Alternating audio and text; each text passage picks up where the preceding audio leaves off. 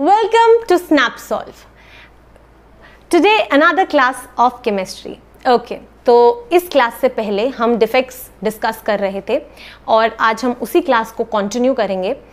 अगर आप लोगों ने अब से पहले की वीडियोस नहीं देखी हैं तो प्लीज़ उन वीडियोस को ज़रूर देखिए क्योंकि वो आपको बहुत हेल्प करेंगी। हमने ऑलमोस्ट पूरा चैप्टर सॉलिड्स कवर किया है वहाँ पर, और इस वीडियो को भी देखिए। एंड ऑल्सो प्लीज़ मुझे कमेंट सेक्शन के अंदर अपने रिव्यूज़ ज़रूर दीजिएगा, ठीक है। तो चलिए अब हम अपना टॉपिक स्टार्ट करते हैं। लास्ट क्लास में जब हम टॉपिक पढ़ रहे थे तो हमने दो टाइप के डिफेक्ट्स ब्रॉडली डिस्कस किए थे, that is Frenkel defect and Schottky defect. हमने ये भी पढ़ा था कि स्टोइकियोमेट्रिक डिफेक्ट्स क्या होते हैं, नॉन स्टोइकियोमेट्रिक डिफेक्ट्स क्या होते हैं, इम्प्योरिटी डिफेक्ट्स के बारे में हम आज स्टडी करेंगे और नॉन स्टोइकियोमेट्रिक को डिटेल में भी हम आगे स्टडी करेंगे। तो चलिए स्टार्ट करते हैं इम्प्योरिटी डिफेक्ट से। इम्प्योरिटी डिफेक्ट में क्या होता है, आप ऐसे कंसिडर कीजिए कि आपके पास में एक मोल्टन NaCl है, ठीक है।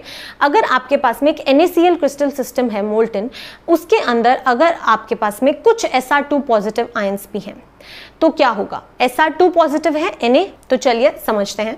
अगर आपके पास में Na पॉजिटिव है, फिर Na पॉजिटिव है, अगर मैं आपको ऐसा बोलूं कि मेरे पास में दो Na पॉजिटिव हैं, ठीक है, तो दो Na पॉजिटिव किसके इक्विवेलेंट होंगे, एक Sr2 पॉजिटिव के, क्योंकि 2 पॉजिटिव हमें तो इलेक्ट्रिकल न्यूट्रलिटी को बहुत ज़्यादा ध्यान रखना है। तो यहाँ से मैं क्या बोल सकती हूँ कि अगर एक Na पॉजिटिव की पोजीशन को Sr2 पॉजिटिव ने ले लिया तो क्या होगा, इस Sr2 पॉजिटिव ने एक पोजीशन तो ले ली लेकिन एक तो वैकेंसी क्रिएट हो गई, यानी कि जितने आप Sr2 पॉजिटिव इम्प्योरिटी डालेंगे, जितने Sr2 पॉजिटिव आपके Na पॉजिटिव को रिप्लेस करेंगे, उतनी ही नंबर ऑफ वैकेंसीज क्रिएट होंगी, राइट। तो हम बोल सकते हैं कि जो भी आपकी कैटायनिक वैकेंसी होगी that will be equal to the number of Sr2 positive ions. ये कॉन्सेप्ट बड़ा इंपॉर्टेंट है, समझिए इसको, कि एक Na पॉजिटिव को अगर एक Sr2 पॉजिटिव रिप्लेस कर दे तो कहीं ना कहीं पे एक वैकेंसी क्रिएट होगी, that is each Sr2 positive ion creates one vacancy, right. तो अगर मैंने दो Sr2 पॉजिटिव डाले तो दो वैकेंसीज आएंगी, तीन तो तीन आएंगी, बिल्कुल ये समझ आया। ये होता है आपका इम्प्योरिटी डिफेक्ट, राइट। इसका एक और एग्जाम्पल है जो है आपका CdCl2 एंड AgCl। अगर आप इसकी बात करेंगे तो वो भी आपको इम्प्योरिटी डिफेक्ट दिखाता है। तो यहाँ पे सबसे इंपॉर्टेंट चीज़ जो हमें ध्यान रखनी है वो यही है कि कितने आयंस अगर हम डालें और हमारी कितनी वैकेंसीज क्रिएट होंगी, तो हम वो ड्रॉ करके इक्विवेलेंट बनाकर हम निकाल सकते हैं, राइट। परफेक्ट, आगे बढ़ते हैं। चलिए तो अब स्टार्ट करते हैं non stoichiometric defect. Non stoichiometric defect, अब वर्ड से ही हमें समझ आ रहा है कि स्टोइकियोमेट्री क्या होगी, इस बार सेम नहीं रहेगी, बट एक कंडीशन जो बड़ी इंपॉर्टेंट है वो हमेशा सेम रहेगी, क्या, इलेक्ट्रिकल न्यूट्रलिटी। तो चलिए ठीक है आगे बढ़ते हैं। जब आप नॉन स्टोइकियोमेट्रिक की बात करेंगे तो हमें पता है कि क्या है, एक कैटायन है हमारे पास में, एक कैटायन है हमारे पास में, एक अनायन है हमारे पास में, यानी कि दोनों के नंबर्स का रेशियो है उसकी हम बात कर रहे हैं, ठीक है। तो जब आप कैसा ये रेशियो डिफरेंट हो सकता है, या तो हो सकता है कि मेटल ज़्यादा हो, राइट, या हो सकता है कि मेटल को कम कर दें, ठीक है। तो मेटल एक्सेस डिफेक्ट या मेटल डेफिशिएंसी डिफेक्ट इसी टाइप से हो सकता है। तो चलिए मेटल एक्सेस डिफेक्ट को पहले बहुत अच्छे से स्टडी करते हैं। अगर मेरे को मेटल ज़्यादा करना है तो वो मैं कैसे कर सकती हूँ, या तो मैं मेटल को एक्स्ट्रा मेटल अंदर, मतलब मेरे क्रिस्टल सिस्टम में एक्स्ट्रा मेटल ले आऊं तो मेटल का अमाउंट ज़्यादा हो जाएगा, तो मेटल एक्सेस डिफेक्ट हो जाएगा, बिल्कुल हो जाएगा। तो इनकॉर्पोरेशन ऑफ मेटल कुछ इस तरीके का हो जाएगा, 1 में कुछ एक्स्ट्रा अमाउंट ऐड हो जाएगा। वहीं पे अगर आप एनायनिक की बात करेंगे, एनायनिक डेफिशिएंसी की, तो क्या होगा, कुछ आयंस बाहर चले जाएंगे, ठीक है, और मेटल तो सेम ही रहेगा, यानी कि कुछ इस टाइप का फॉर्मूला बन जाएगा। स्टोइकियोमेट्री डिफरेंट हो गई, लेकिन हमें ध्यान रखना है इलेक्ट्रिकल न्यूट्रलिटी मेंटेन रखनी है। तो चलिए इस बात को समझते हैं कि ये कैसे होगा। सबसे पहले स्टडी करते हैं अनायनिक डेफिशिएंसी को। अनायनिक डेफिशिएंसी कैसे आएगी, अगर आपके पास में कोई भी, मान लीजिए आपके पास सामने एक NaCl क्रिस्टल सिस्टम है, तो जब मैं अपने NaCl क्रिस्टल सिस्टम के अंदर एक Na वेपर्स को इनकॉर्पोरेट करती हूँ, ठीक है, मेरा क्रिस्टल सिस्टम है उसके अंदर मैंने Na वेपर्स डाले, ठीक है, तो क्या होगा, जो मेरे Na वेपर्स हैं उनकी क्या टेंडेंसी है, Na जो है वो Na पॉजिटिव फॉर्म करके NaCl बनाना चाहता है, ठीक है। तो जब क्रिस्टल सिस्टम के ऊपर Na वेपर्स डिपॉजिट होते हैं तो वहां पर वो ये रिएक्शन दिखाते हैं, दैट इज जो आपका Na होगा वो Na पॉजिटिव प्लस इलेक्ट्रॉन में चला जाएगा, राइट।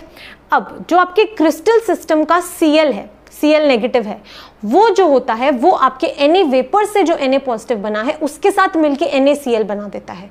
तो हमें यहाँ से क्या समझ आया, अगर मेरे पास में पहले Na पॉजिटिव और Cl नेगेटिव था तो अब क्या हुआ, Cl नेगेटिव तो चला गया Na वेपर्स वाले Na पॉजिटिव के साथ NaCl बनाकर, तो अब मेरे पास में कुछ ऐसा बन गया होगा, एक वैकेंसी आ गई होगी, राइट। ये क्या है, ये एक अनायनिक वैकेंसी है। अब देखिए इलेक्ट्रिकल न्यूट्रलिटी तो अभी भी मेंटेन नहीं है, पॉजिटिव नेगेटिव चार्जेस तो अभी भी इक्वल नहीं है, तो अब क्या करें, अब कुछ नहीं है, जो आपका Na पॉजिटिव ने इलेक्ट्रॉन लूज किया था ये इलेक्ट्रॉन जाकर इस पोजीशन को एक्वायर कर लेता है। तो अब पॉजिटिव चार्ज नेगेटिव चार्ज के इक्वल हो गया, इलेक्ट्रिकल न्यूट्रलिटी क्या हो गई, मेंटेन्ड हो गई।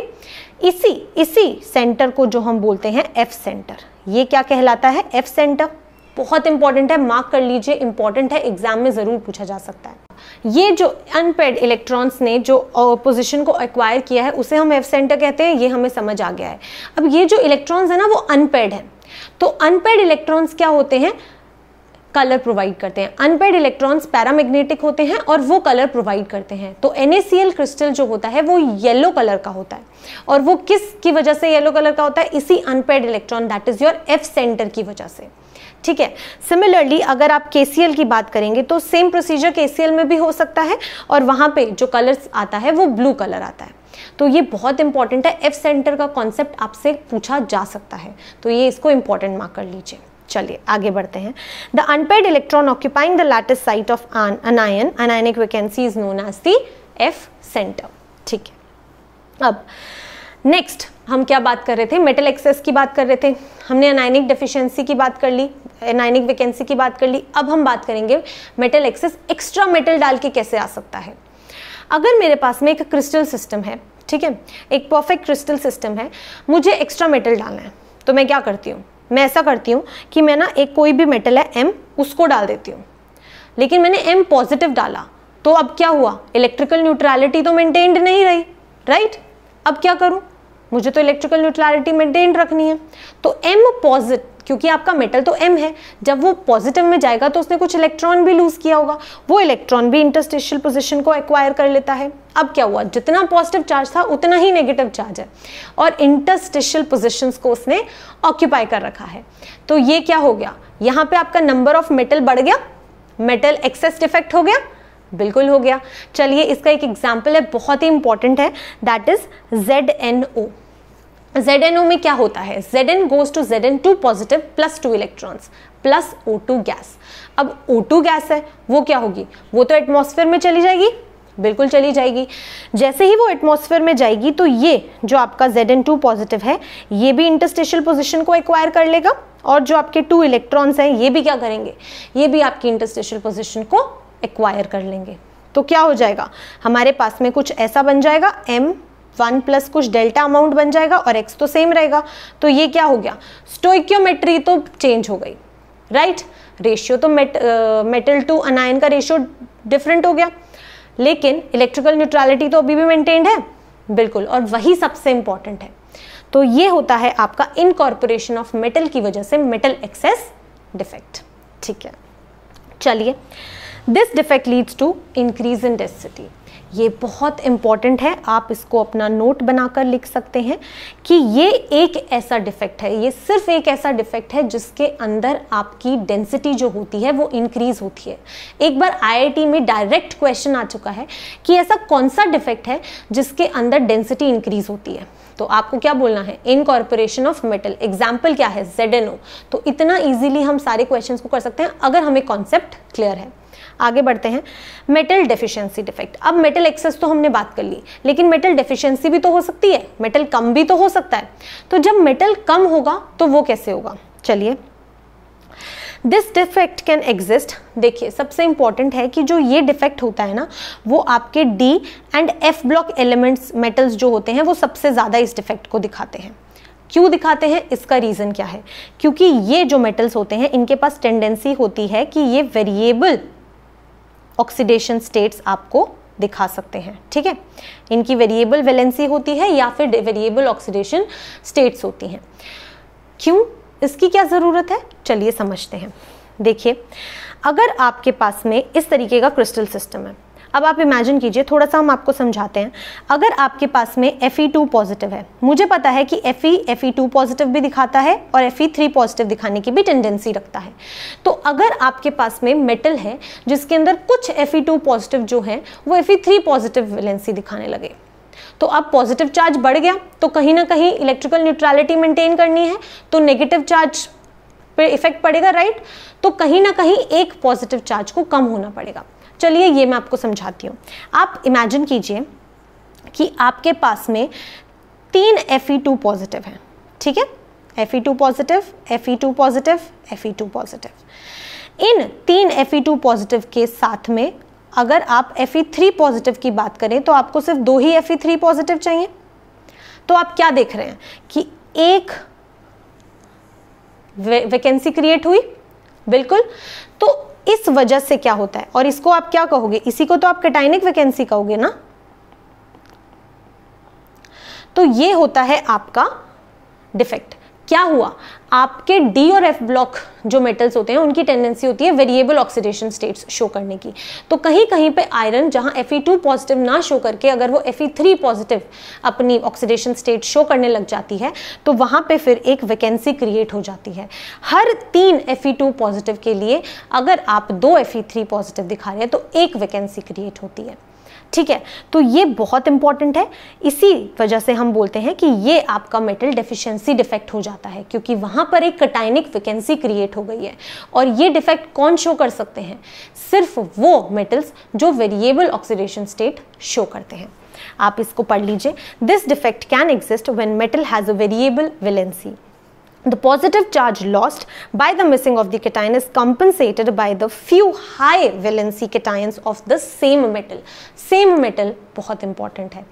तो इस तरीके से आपको ये सारे के सारे डिफेक्ट्स को समझना है।